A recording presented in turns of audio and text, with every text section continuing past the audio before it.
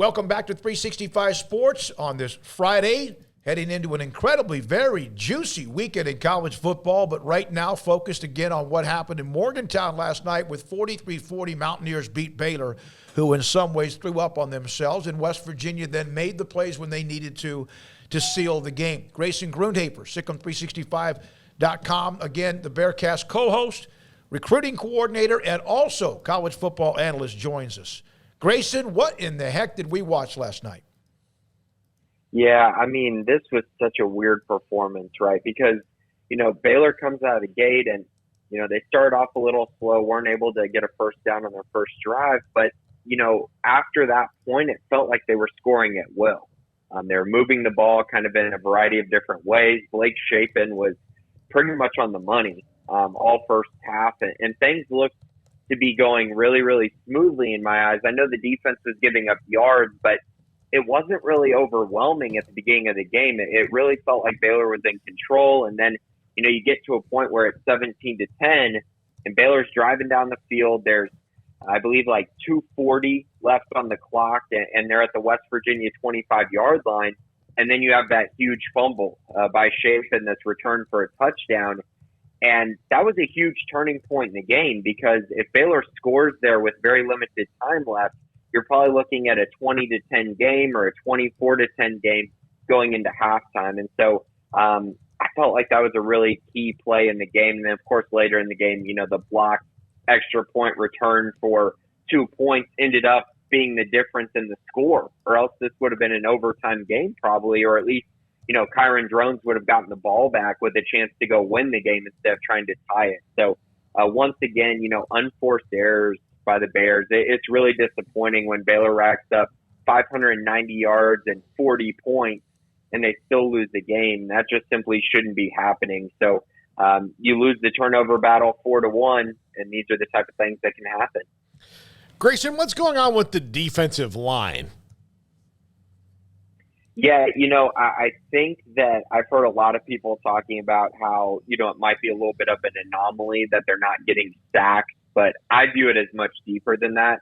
I don't think they're playing very well, to be honest, and it's really more so the ability to win one-on-one matchups they're not doing, and that's a problem.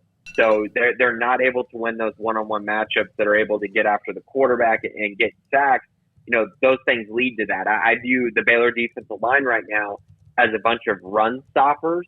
And obviously that didn't play out very well last night. But when you have a bunch of run stuffers up front and you're not able to win one-on-ones, pass rushing the quarterback, it leads to these problems. And, it's not just that Baylor didn't have any sacks last night. It's that they only had one quarterback hurry the entire game. Like J.C. Daniels was able to just stand in clean pockets and make throws without even risking getting hit. I mean, it's a huge problem right now. And honestly, that's a problem. The secondary, as we know, is also a problem, which I'm sure we're going to get to here in a little bit. But the thing that I'm really noticing from opposing teams, and especially last night, is that they feel comfortable in the pocket making throws, and then they come into the matchup against Baylor and essentially just target matchups. And they've been able to take advantage of targeting those matchups. And when you watch West Virginia last night, a lot of it was attacking the middle portion of the Baylor defense. When you're talking about the linebackers, the star position, the boundary safety, they're just attacking the middle of the field and attacking those one-on-one situations and attacking those zone situations against those specific matchups, and then just feasting on those and, getting 7-yard completions and then breaking a tackle and that turning into 15 yards. That's kind of how teams are living against Baylor right now, and it's been very effective. Grayson, I'm not trying to overreact. I'll let everybody else do that, and there's plenty of people on the boards that do that. But as somebody who covers recruiting pretty closely, are you at all concerned or lacking confidence in the overall talent level of this team and what they've been able to do to refill some of the guys they lost last year? Yeah, it's a little disappointing. I think that, it's just really tough, and it's kind of one of those things where I'm just kind of, I don't know, I'm just very curious about a few things. The whole Al Walcott thing moving to star, Al had opportunities to make plays last night. Wasn't able to come up with a couple that maybe were there, but he just really hasn't been all that disruptive at star. And so, if he's not going to be disruptive there, then, why is he not playing cornerback, which is what he played so well a year ago? He's a guy who I was expecting huge things from. And while he's been okay at times, I don't feel like he's been a true game changer like maybe he could be at cornerback like we saw a year ago. So very confused by that, entire situation there. I feel like the defensive backs they haven't taken a huge step forward. Lorando Johnson, for the most part, I think has been their best cornerback by a lot. But on the other side, they just really haven't figured it out. Mark Milton, I think, is the same guy we've seen over the years. And I think it might be time to give some younger guys a chance. And I'm kind of surprised they didn't do that coming off of the bye week. At safety, I think that tackling has been an issue for that group. You'll see Devin Neal, even Devin Lemire a couple times last night, missing some tackles in the open field or taking bad angles.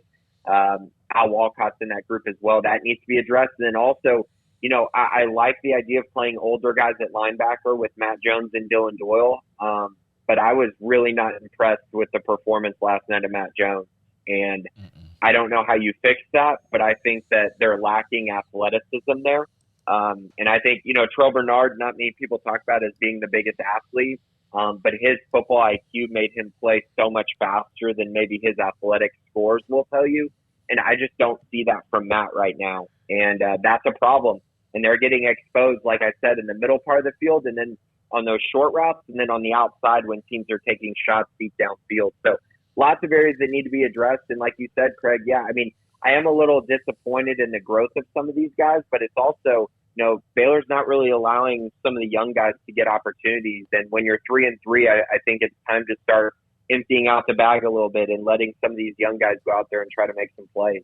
Who are some of those young guys with the chance that they have a chance to play that you'd like to see?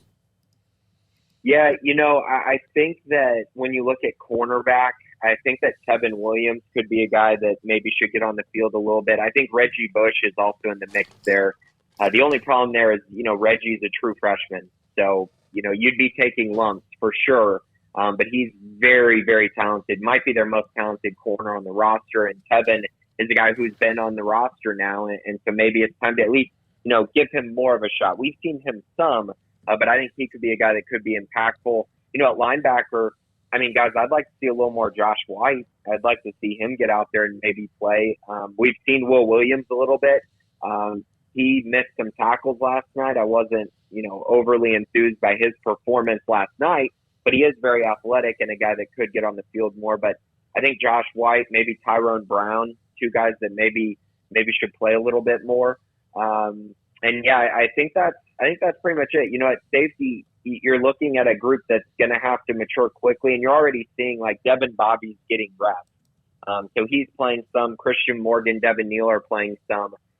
If things don't get addressed, then maybe you do turn to, a Cisco Castan or a Corey Gordon even and try to see if they can't come in and help things. But lots of work needed. I posted this. I tweeted this. You have extra days here since you played on a Thursday night. Now, I know they had extra days leading into the West Virginia game, and it didn't help. But I think after this game, it's very clear this team needs to get back to the basics, especially on the defensive side. You've got to be able to make routine tackles. You got to be able to keep guys from getting first downs. You got to be able to keep guys from falling forward. Because against West Virginia and Oklahoma State, every time a ball carrier had the football, they fell forward or they broke a tackle and got 5 extra yards. That's not winning football, and that's not the Baylor team that we saw a year ago. Grayson, this team, I know they've got some really good athletes, but they don't have a superstar either, or a guy who's a kind of a freak who takes over games. Who on this roster has the potential to do that? Yeah, you would think that that'd be Al Walcott. You would absolutely think that. He is a difference maker. Athletically, his size, his speed, his burst, his physicality. But I think this is another situation. I said it with Terrell Bernard, and it's the same thing with Jalen Petrie. When you bring guys on blitzes and you tell them go get the quarterback, some guys have a knack for it, other guys don't. And when you say, hey, go make a play, Jalen Petrie, Terrell Bernard, they did that. Al's got to do that as this season progresses. He's a guy that there were high hopes for. He's got to take a big leap forward. So he's one. I still have a lot of hope in Devin Neal and Devin Lemire. I just need to see more consistency out of both of them, and especially Devin Neal, because he's getting put in situations where the other team is basically saying, hey, we're going to attack you in man-to-man coverage, and if you stop us, great. If you don't, then we're going to get completions fairly easily.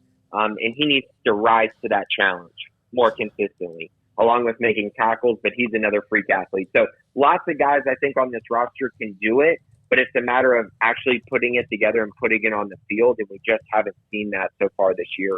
Man, the lack of physicality, the missed tackles, like that is I don't even know where to start with the missed tackles and all that. That's mind-boggling to me. Like I don't care who you lost player-wise. I don't care who you lost coach-wise. Like that's just crazy to me that there's having arm tackles getting broken left and right. But Grayson, I'll focus on a positive here. There were some last night. I think obviously Blake Shapen until he got hurt, but how about Gavin Holmes and the career performance that he had? I made a comment after the game, and unfortunately everybody's like, well, who cares? They lost. And it's like, well, it's not about the outcome. It's about the fact that here's a guy 2 weeks ago who played a big role in them losing because he had a big drop pass, and here he was on Thursday night with by far his career best, over 200 yards receiving. That's nearly his season best in one single night.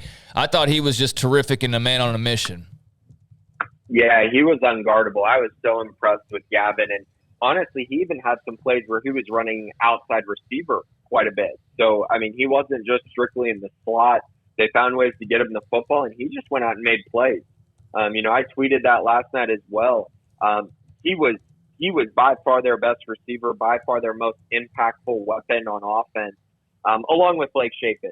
Blake played really well also, but Gavin was a true difference maker. So I was really impressed by him, and I'm just happy for him, right? That's one of those feel-good stories that you got to be extremely happy about, to see him come back from all the injuries that he's had and maintain this burst and maintain this just want and hunger to be a difference maker. That's what we saw from Gavin last night. And to see him rebound from that Oklahoma State performance that we all know was really, really disappointing for him was just great to see. So, yeah, that was definitely a positive from last night. And he's clearly stepping into a role where it's him, Monterey Baldwin, a little bit of Powell Presley, and then their tight ends with Dabney and Sims. Those are their true weapons in the passing game. I thought Kyron Drones, considering the moment and where they were, kind of like a Blake Shapen coming in against Kansas State. First of all, he looks the part, throws the part, all of that. He was fantastic. And, of course, the bad throw, you can't make that decision of a young quarterback, just get rid of it or get sacked.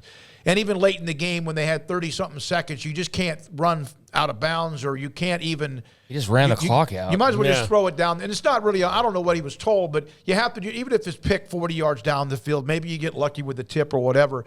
But I liked what I saw. I know there was always a question. There was never a question about his arm, his body, his ability to run, physicality, whatever, maybe just experience of reading defenses and reps.